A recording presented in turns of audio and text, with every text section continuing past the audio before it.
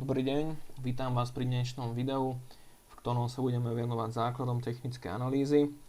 Spoločne sa pozrieme na trendové linky, respektíve trendové čiary, ktoré definujú trend na trhu. V prípade klesajúceho trendu je to spájaním nižších maxím a v prípade rastového trendu je to spájaním naopak nižších miním. Medzi obľúbené obchodné stratégie patrí nakupovanie pri poklesoch, ak je trh v rastovom trende, naopak predávanie pri rastoch alebo predávanie pri rally, ak je trh v klesajúcom trende, a práve vstup do trhu sa určuje pomocou trendových liniek, kde by sa mal teda ten protipohyb zastaviť a mal by následovať znova smer trendu.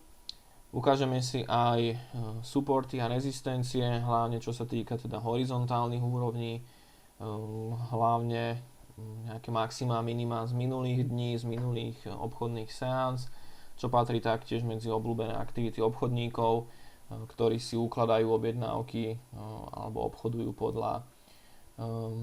minulých miním, respektíve minulých maxim,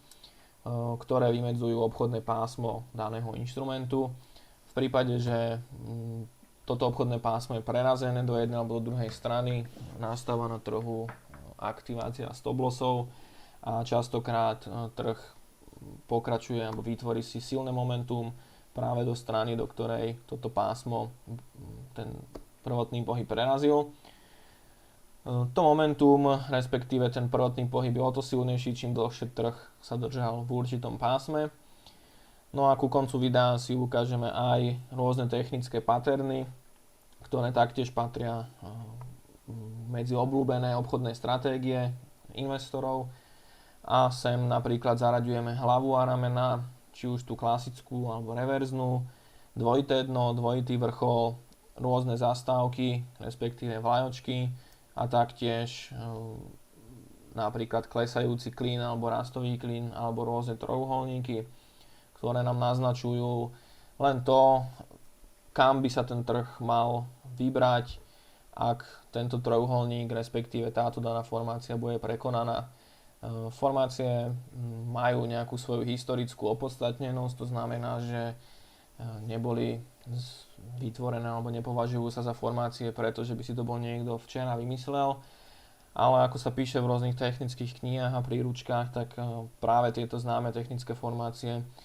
majú dosť vysokú percentuálnu úspešnosť na zisk a veľa obchodníkov a investorov sa ich snaží kombinovať s rôznymi inými, či už technickými alebo fundamentálnymi nástrojmi na trhu, aby si zvýšili svoje šance na zisk v ktorejkoľvek pozícii.